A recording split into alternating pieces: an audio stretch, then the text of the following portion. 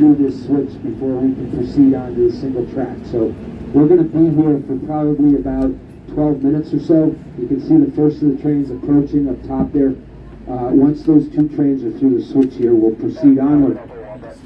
So while we are stopped here, if anyone would like to come out onto the platform and take a picture or just check things out, please feel free to do that. Don't spend a lot of time up here because I want to give it changeable. Ta đang dừng để cho mình ra ngoài để mình chụp mà cái tàu nó dốc lên núi cho mọi người thấy vui. Ai cũng đứng xéo xẹo à. And things are not supposed to get unstable today, so I think we're in good shape. Đàng hoàng là tụt xuống đó cả nhà. And just if you're curious,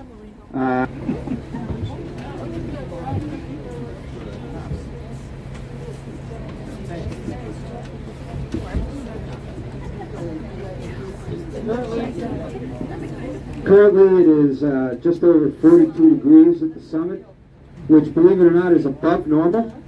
Normal high temperature for the state is 40, and the winds have declined significantly, about 10.5 miles an hour. They were 35 miles an hour. Nó dốc lên tới trên đỉnh núi luôn.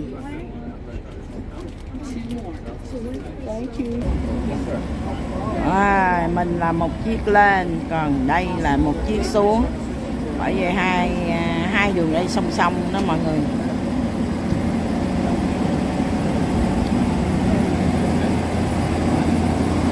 Đó, mọi người thấy tàu xe lửa nào mà leo núi chưa? Đó, bây giờ là Cindy đang quay cái tàu leo núi đó.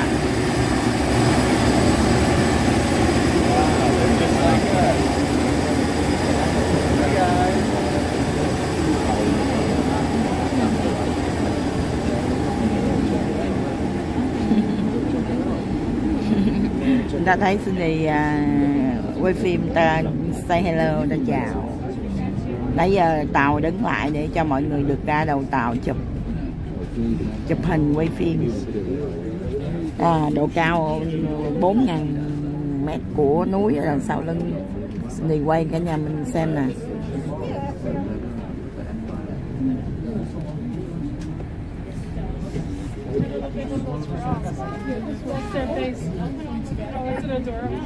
Ok, let's go. Ồ, mấy cái cây nhỏ nhỏ, có mấy cái trái đỏ đỏ dễ thương quá.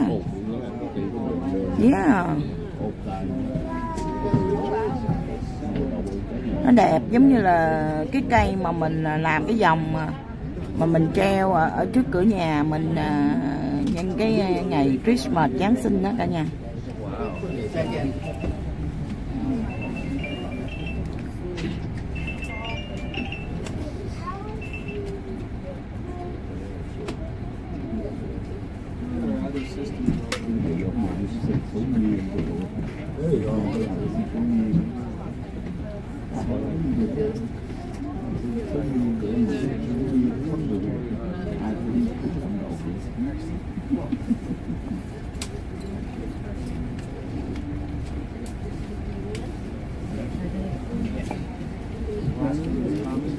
Rồi, one more chiếc nữa. Cái tàu nó đẩy ngược lên và đi xuống cái tàu, cái đầu tàu nó lại kéo xuống nha cả nhà. Như Cindy bây giờ cái đầu tàu của Cindy nó nằm ở đằng sau á.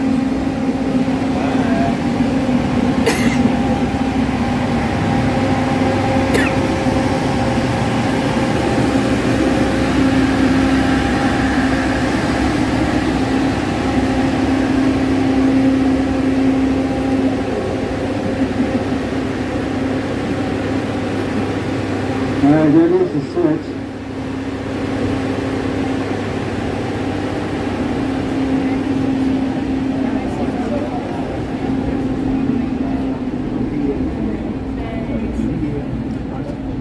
Rồi bây giờ tàu của mình chuẩn bị đi tiếp.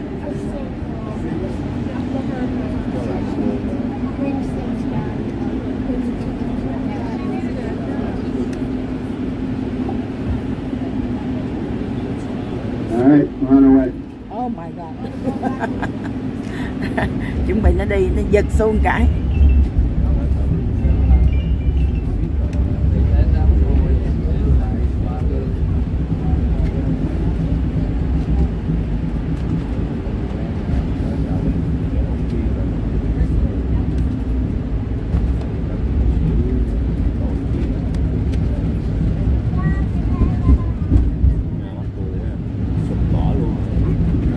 cho nhân viên á.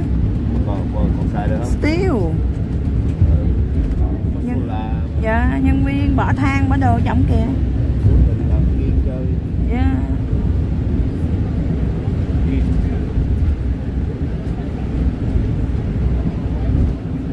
So we've got two ravines on either side of us here. Here to the right, through this stand of trees, is the Music ravine that I mentioned and pointed out earlier. Over here to our left, on our north side, is Burt Ravine, which drains the west side of Mount Clay. And so our tracks go right up a ridgeline between these two ravines. So Mr. Marsh was able to find the gentlest grade he could to get us up the mountain. Of course, that's in relative terms with an average grade of 25%. That maxes out at 37.5. But if you were to look down onto Mount Washington's summit from above, what you would see is a series of ravines and ridges all the way around the mountain. And these ravines here on the west side have quite a different appearance to them than the ravines on the other sides of the mountain, the north side, the east side, and the southeast. The slope down to the floor of these ravines is relatively gentle, but not so with those ravines up there. Those were all glacially carved, so that resulted in some pretty steep drop-offs down into those ravines, as you'll see when we get up above the ridge up here.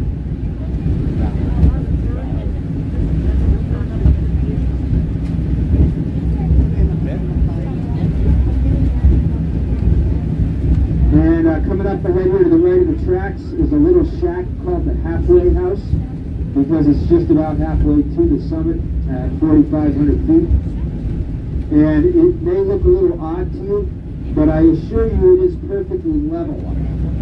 Just like the buildings down at the switches there, all the buildings along the tracks are perfectly level. And you'll see that if you look at our reflection in the window here as we go by.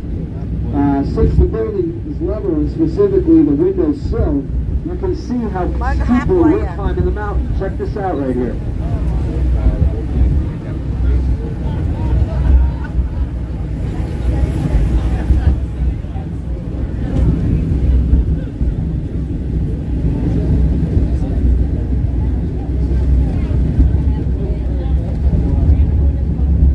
Now, up ahead here, also to the right of the tracks, is an interesting rock formation with a white background behind it. It's there so you can see the profile of the rock more sharply. And this is a remarkable likeness of the Old Man of the Mountain, which is the state symbol of New Hampshire. You see that symbol everywhere in this state. It's on our license plates, our highway signs, among many other things. And the symbol is based on a much larger rock formation, which hung from the cliffs of Cannon Mountain over in Franconia Notch. And when you looked up at it from below, you could see the profile of an old man's face in the side of the mountain. Now that's no longer there because in 2003 it broke off and fell to the valley. But this one coming up here looks remarkably like the original one. And like the original, it's completely natural. So nobody took a chisel to sculpt the face. They found the rock nearby in the woods and they brought it here to the track so you can see it. So here it comes right here. And to see the face, it's all in the angle that you look at it from. You'll notice as we get closer, the face will disappear. So here you can see the nose in the middle, the forehead up top, the sharp chin at the bottom, the little notch for the mouth. Profile rock, the Old Man of the Mountain right here.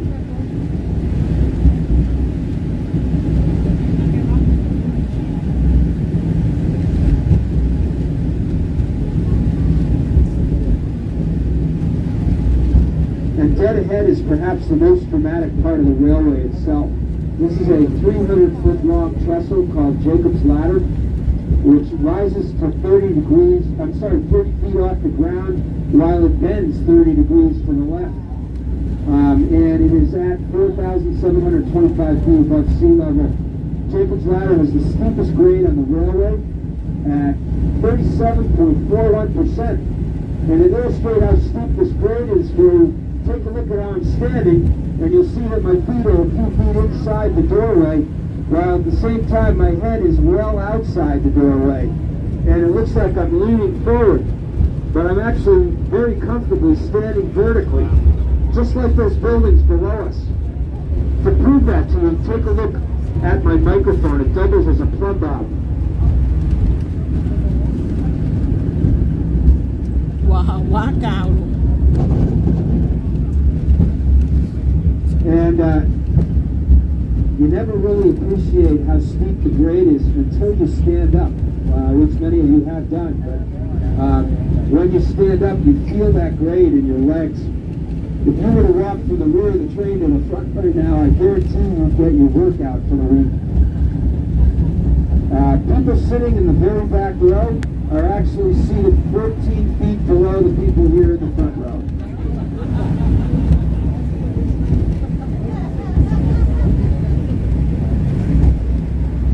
And anybody on the train that has a problem with heights, don't look down to the left right now. As everybody turns and looks down to the left. Oh my God. Because we got a clear view all the way down to the floor of Burt Ravine. Now that's about 850 feet down, directly to the left of the tracks. You can also look hard back to the left. You can see all the way down the railway, back down to the base station, and beyond, out to Bretton Woods. Looking out in the distance there to the left, you're looking northwesterly across the rest of New Hampshire and well into the northeastern part of Vermont. Visibility is probably about 55, 60 miles right now. The Canadian border is about 75 miles.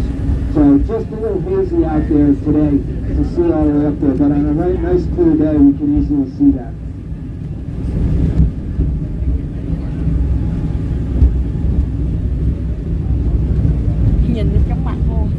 And who's going to be the first to see a hiker up on Mount Clay? I already see several of them up there.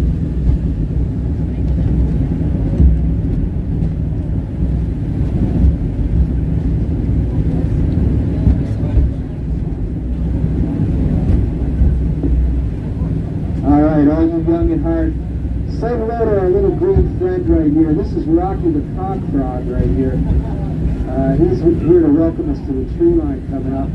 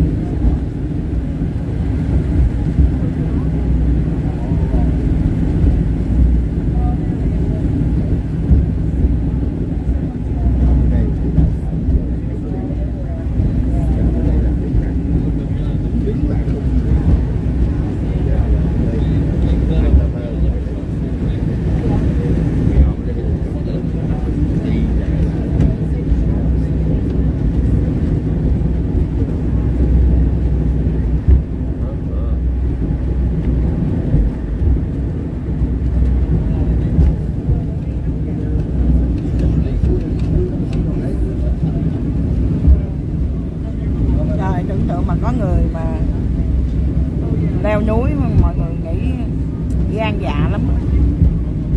Đó là gần lên tới trên đỉnh núi rồi. And right here we have reached 5,000 feet above sea level. Ngồi ở đây cảm giác chóng mặt. So we're now above the official tree line. Nhìn xuống dưới mọi người. There are still some scrub pines here and there, but those are going to disappear very soon. So from this point upward, the landscape consists mainly of rocks and boulders. The limited plant life that you see is alpine grass and moss. You see green splotches on the rocks. That's lichen. And you'll also probably notice some alpine flowers here and there. That's about it. This is an Arctic tundra up here. It's just like northern Canada, 700 or 800 miles north of here. Người leo núi trên kia kìa mọi người. Wow, cái chấm cam nhỏ nhỏ đằng kia kìa. With the base area being the temperate zone. Ở đây lạnh lắm nha cả nhà. As the deciduous trees gave way to coniferous trees, we entered the alpine zone. Ở đây là chỗ lạnh nhất của cái tiểu bang này đó. Good clear look at Mount Clay over there on the left, and I can sure everybody sees the hikers over there now. You can probably also notice the trail that they're walking on, and that is a section of the Appalachian Trail that here locally is known as the Gulf Side Trail because it goes all the way around the rim of the Nó được 20 người á, bạn ra một cam chỉnh kìa. called the Great Gulf. The Great Gulf essentially separates Mount Washington on its south side from the northern presidential peaks. It is what geologists refer to as a glacial cirque because of the glacial action that carved it out, leaving behind a lot of rocks and some pretty dramatic terrain. So if you look right beyond the trail down there, past that wooden trail junction sign, you see that the land just drops off. And it does so very precipitously. It's well over 1,000 feet from up here down to the floor of the Great Gulf. And we can see all four northern presidential peaks now. So all the way to the right is Mount Madison, the northernmost peak. And right beside it, the tallest of them, Mount Adams, and the second tallest mountain in New Hampshire, just under 5,800 feet. And then moving around here to the left, just beyond Mount Clay, you can see much more of Mount Jefferson now. You see all these little rock monuments here to the left? These are called cairns. Mark the hiking trails above tree line. So you can see where the Appalachian Trail runs right along the rim of the Gulf over there, about 20 yards or so, 25 yards to our left. The hills and mountains you see out in the distance to the summit. Giờ lên tới đỉnh tự nhiên mấy cái đá ở ngoài nó màu xanh nữa nè, nhà nhìn thấy nó màu xanh không?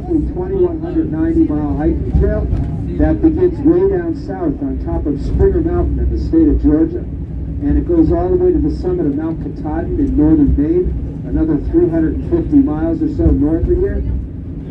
Every year, roughly between late March and late April, thousands of people set out from Springer Mountain, hoping to thru-hike it all the way to Maine. But only a small fraction of them succeed. There's a lot of attrition along the way. Those that do usually finish it up in around 4 to 6 months. And typically the bulk of them are coming through here mid-summer, anywhere from mid-July to the end of August. So it's unlikely that you'll see any through Đường này có thể đi bằng xe hơi được nha mọi người, nhưng mà ông hướng dẫn viên ông nói rất là nguy hiểm. Very large backpacks, and at this point in their northbound hike, they're about 3/4 of the way to Mount Katahdin.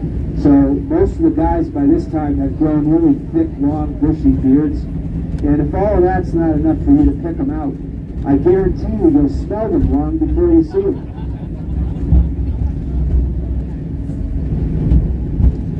Okay, so we're bending to the right here, which means that we're making our final approach to the summit. And so this is a good time for me to brief you on what the drill is while you're up here. And as most of you are probably already aware, you have approximately 1 hour to spend at the summit. And the clock starts ticking on that hour when you step off the train. So I suggest when you step off the train, taking a look at your watches and make note of the time. Because your train back down the mountain will depart the summit approximately 1 hour from that point. You'll want to be ready a few minutes ahead of that time. It is approximate. It depends on when the next hour's trains get up here. And actually, this hour particularly, since the steam train is departing the base at 4 o'clock, that's a little bit slower, so you'll have a little bit more than an hour. Because they have to wait for the steam train to get up here before the trains can go off the summit. So you'll have a little bit more than an hour.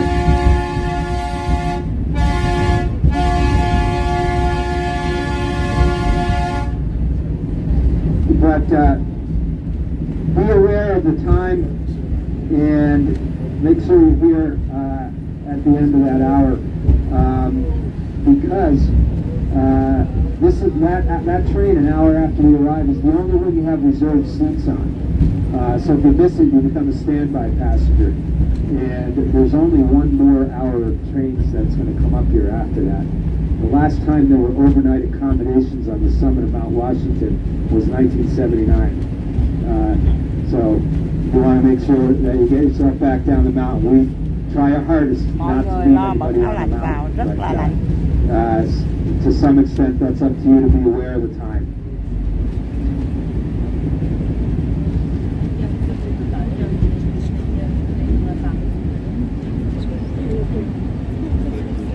When we come to a stop at the platform, if you wouldn't mind remaining at your seats just briefly and allow me to do what I have to do to get us situated, and then I'll give you the go-ahead to get off the train.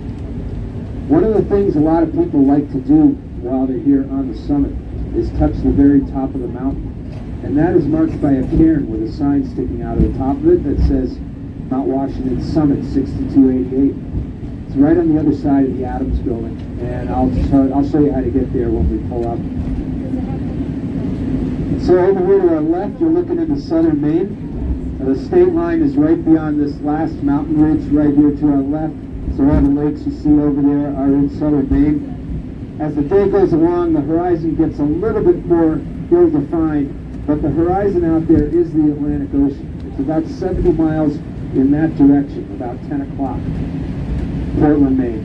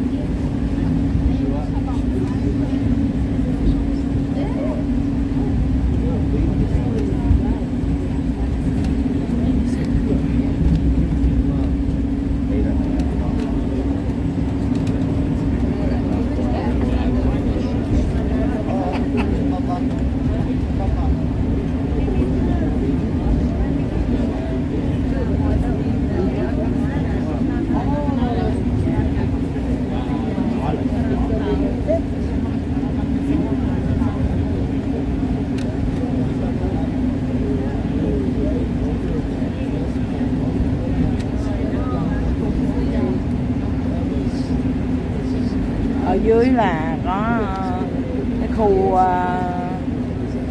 relax xe nếu mà mình chạy lên được đó cả nhà. Bây giờ họ cho ra ngoài và họ nói đúng giờ phải trở lại.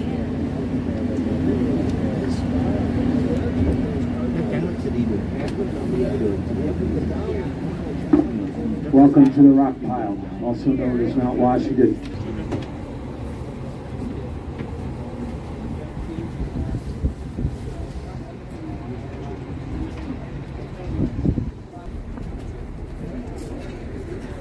Người ta cho mình ra 1 tiếng đồng hồ.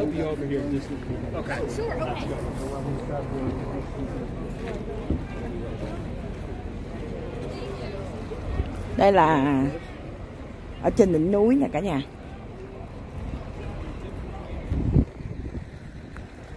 Người ta cho mình đi khám phá và người ta cảnh báo ở đây rất là lạnh, rất là lạnh nha. Vì vậy cho nên ai cũng phải mang áo. Đó. Cái tiểu sử của cái đường tàu này đó, sở dĩ nó có là một ông đó, ổng là người sinh trưởng ở Boston. Ổng rất là giàu, gọi là tỷ phú quá cả nhà. Ổng rất là giàu và ổng bị bệnh, thì theo lời yêu cầu của bác sĩ đó, thì cái này được xây dựng bởi cái đội ngũ engineer của cái thành phố Portsmouth nha, của New Hampshire. Thì ổng được bác sĩ yêu cầu là phải đi tới những cái nơi mà thông thoáng. Chắc có lẽ theo Cindy thì bị một cái bệnh gì về đường thở, và ông đã leo núi, nhưng mà ông không ngờ rằng khi mà ông leo lên cái núi này ông gần chết. Và sau khi được cứu sống thì ông về và ông xin chính quyền để xây cái đường trail này. Và thời bây giờ chính phủ nói ổng bị điên, nhưng mà ông là một người rất là thông minh, rất là giỏi. Chính vì vậy cho nên ông trở nên giàu có đó mọi người. Và ông đã xây cái đường này thì từ trước đến giờ đã cứu sống 180 mấy người, 200 người vì cái nhiệt độ lạnh ở đây, và 160 mấy người đã chết bởi vì cái thú của rất là nhiều người leo núi. Nhưng mà họ không ngờ rằng cái sự khắc nghiệt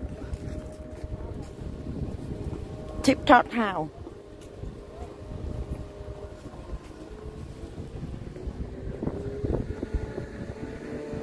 Đó, người ta cho Cindy được đi trong vòng 1 tiếng đồng hồ trở lại. Bây giờ Cindy đi nghe cả nhà. Phải nói là Cindy cũng rất là happy khi mà Cindy làm cái clip này cho cả nhà mình xem. Bởi vì Cindy nghĩ cũng thank you. Không phải ai cũng có cái điều kiện.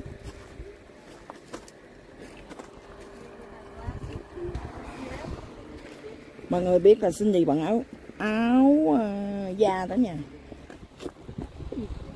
Rất là lạnh luôn.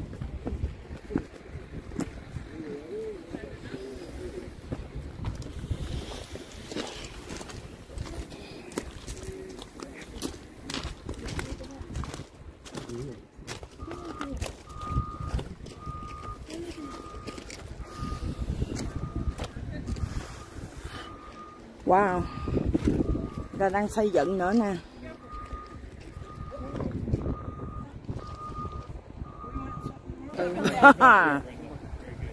Cái điểm cao nhất hả?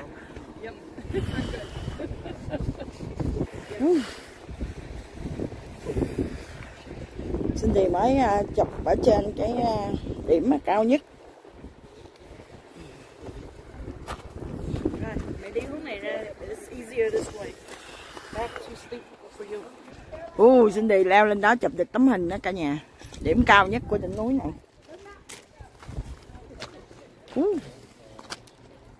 Đó, mọi người tưởng tượng nhân công đã làm gì. Cái mặt của Cindy ấy, lạnh tê tái luôn. Oh, so cold.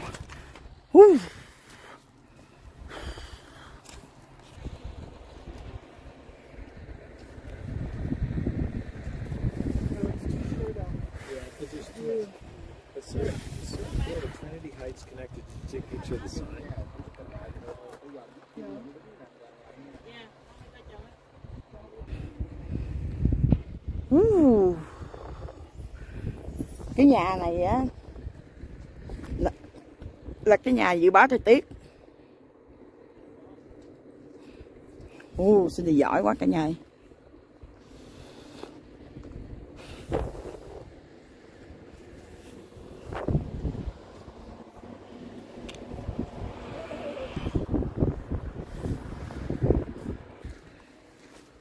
Đây đây, mấy cửa sổ của cái nhà này cả nhà. Mọi người biết là nó lạnh ha. Nó lạnh mà rát da luôn đó. Nhưng mà mọi người biết sao không? Tại vì mình phải tập trung mình leo. Mình đi trên mấy cái đá mình sợ té nó, cho nên mình quên được cái lạnh. Đó là cái điểm hay.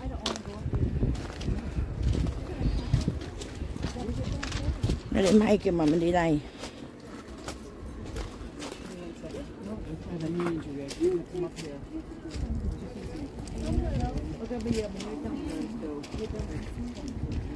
Coi này con.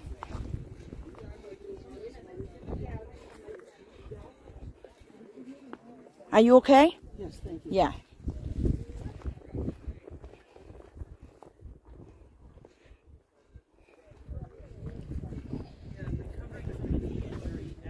Yeah.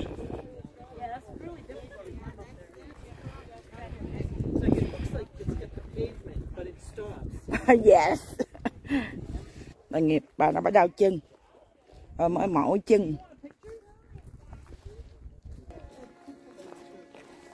Tội nghiệp bà đi. Con mình. Không có ai. Gái Cindy hát bà chụp hình. Cindy đi ra đây, Cindy quay cái cầu thang cho cả nhà mình coi nha.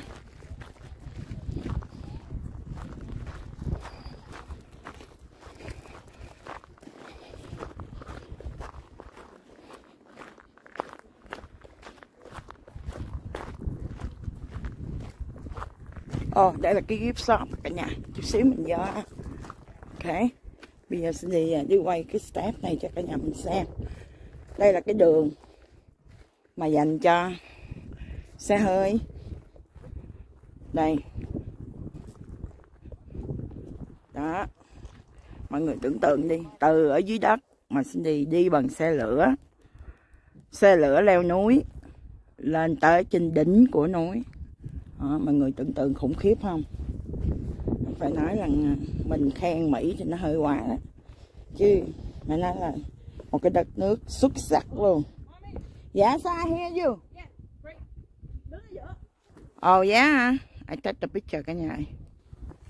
Gái Cindy mới chụp hình với Cindy.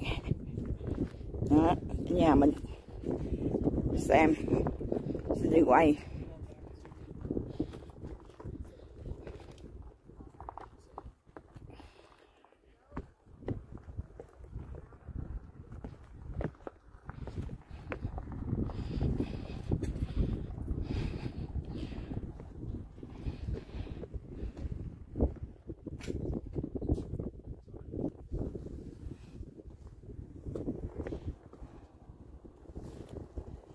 Đó, một cái xe đang lên. Tất cả đều bằng gỗ nha cả nhà.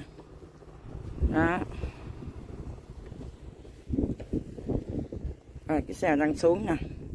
Nó có đường đi xuống, nhưng hồi nãy cái ông hướng dẫn viên á, ông nó có thể lên được bằng xe nhưng mà rất là nguy hiểm.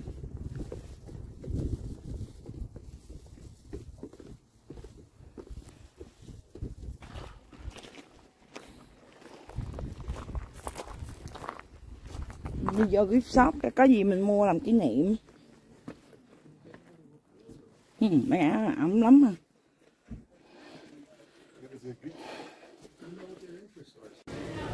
Xin đi hello là cả nhà, đang quay phim thì cái dung lượng máy nó hết cho nên nó cắt ngang luôn cả nhà. Thì tuy nhiên bây giờ cái phone thì nó cũng còn có 20 mấy phút cho nên tranh thủ xin đi quay luôn. Thì đây là ngoài ra khỏi ngoài cái chỗ gift shop với lại giống như là museum ở đây nè, thì Cindy cũng tranh thủ quay cho cả nhà mình xem. Cái núi này nó được mang tên là núi của Washington. Đó, đây là trên đỉnh núi nha cả nhà, trên đỉnh núi. Đó, có cái cơm nè, có gift shop nè, có chỗ bán đồ ăn nha. Gái Cindy mới mua cho Cindy một cái áo kỷ niệm ở trong gift shop ở dưới. Thì tranh thủ còn lại ít giây phút Cindy quay cho cả nhà mình xem để mất đi những cái cảnh đẹp thì cũng uổng lắm.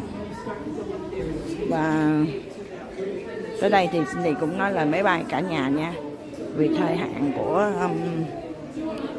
cái phone của Cindy nó hết pin rồi, low battery. Và Cindy chúc cả nhà thưởng thức một cảnh đẹp của tiểu bang New Hampshire.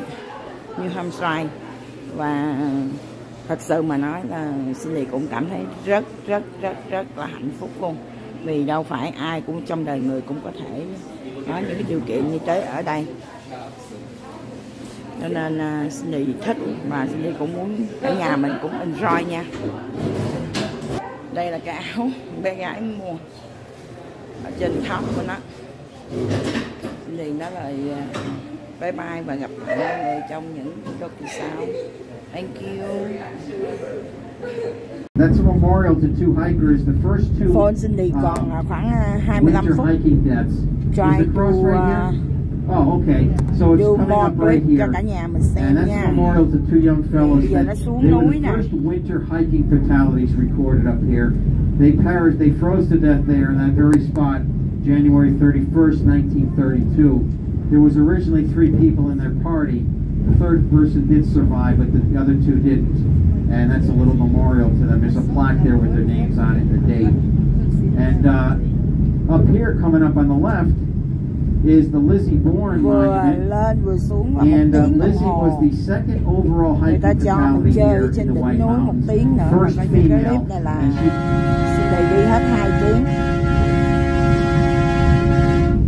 she perished there September 14th, 1855. Now, those of you on the left side here, and maybe some of you on the right, you can get a glimpse there. Off in the distance, there's a diamond-shaped body of water. This is a good time of the day to see it because it's reflecting the sky. That's Cherry Pond in Whitefield. Now, if you go just beyond Cherry Pond, go uphill and to the left slightly, you can make out a building on the hillside. That is the Mountain View Grand Hotel. And that is one of two remaining Grand Hotels here in the White Mountains, still operating. The other one is the Mount Washington, which I'm going to show you in just a couple of minutes.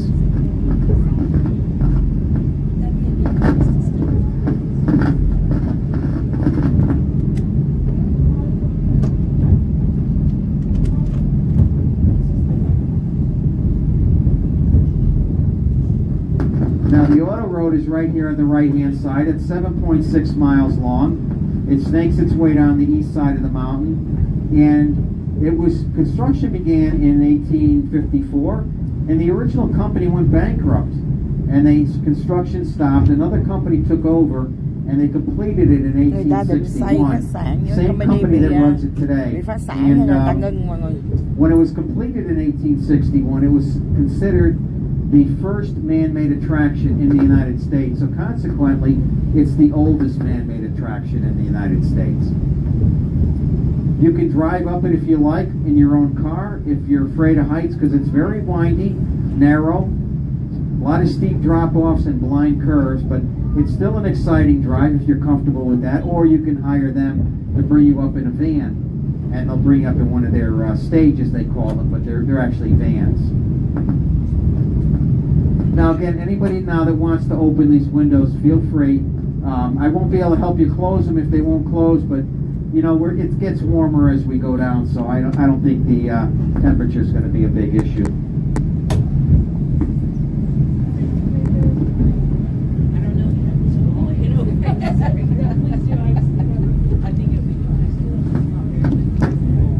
Now once again, I'll remind you, if anybody has any questions, just shout them out. It's hard for me to hear from all the way from the back, but maybe you can pass your questions up through the crowd here, or anybody in front. Feel free to just shout out and ask a question if you've got one. Now, who was your brakeman on the way up? Was it Dakota, a young fella? No? A woman? No? Guy? Well, it doesn't matter. Like I said, I'm going to give you a different narrative. So, these are the northern presidentials. I'm sure they were pointed out to you. Were they pointed out to you on the way up? Yes. Okay, so I'm going to tell you a little fun story about how and when they were named. So, the first recorded use of the word Mount Washington, I apologize for the crackling, folks. There's not much I can do about it. There's a loose connection in the coach somewhere. But at any rate, the first use of the word Mount Washington was in 1784, prior to Washington being elected president.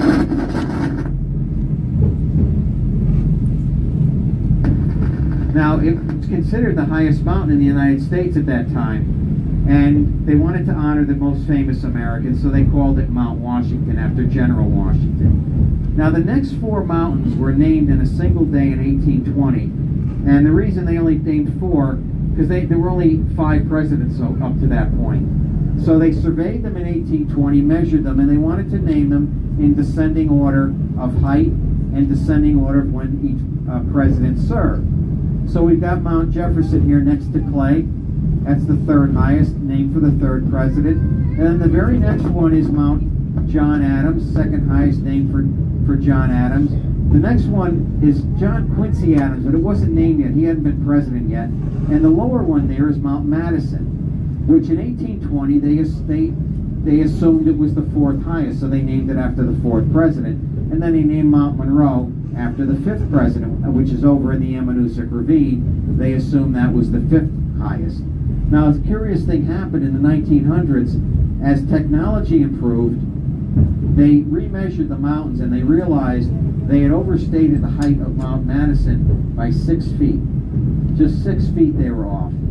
And that made it the 5th highest. And Mount Monroe was the 4th highest. So poor President Monroe, he got kind of cheated. But at any rate, they didn't want to rename the mountain, so they just changed the topo maps to reflect the correct altitudes, or elevations, I should say.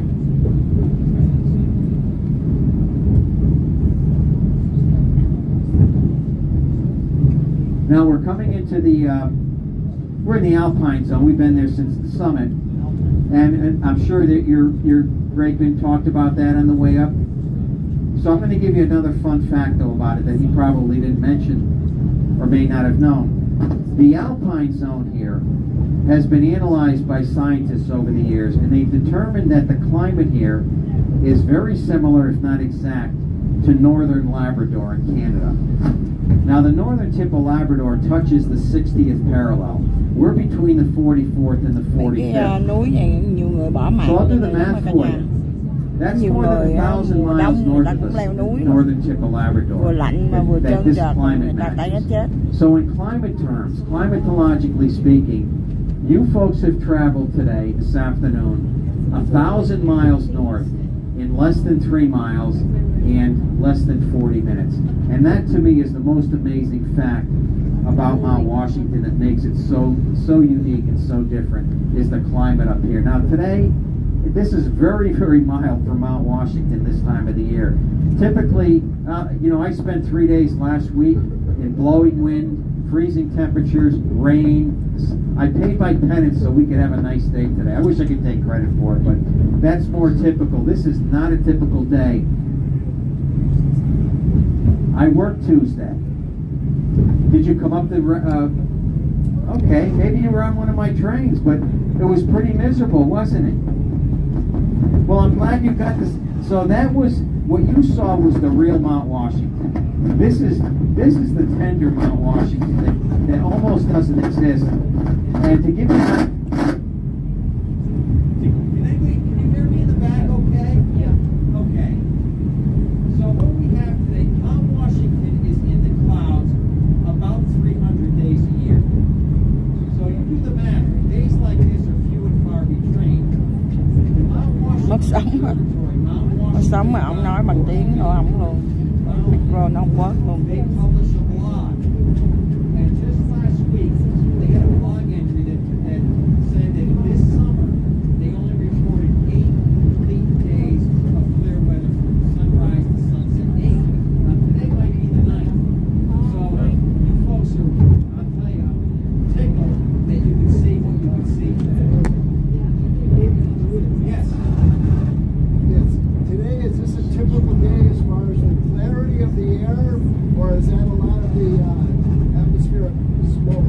Well, clarity of the air, we've had, this is mainly due to the wildfires up north in Canada. So it's been a very hazy summer. It's improved continuously during the summer. This is probably one of the clearest days I've experienced all summer long. It's improving. You know, I'm not sure if the fires are almost all out or what. You know, it has to do with a lot of other factors. This is probably the clearest. I've seen it clearer, for sure. But this is as good as it's been all summer long. Okay, now, if you look, xin đi off you see, you can count maybe 3 mountain ranges. The very last one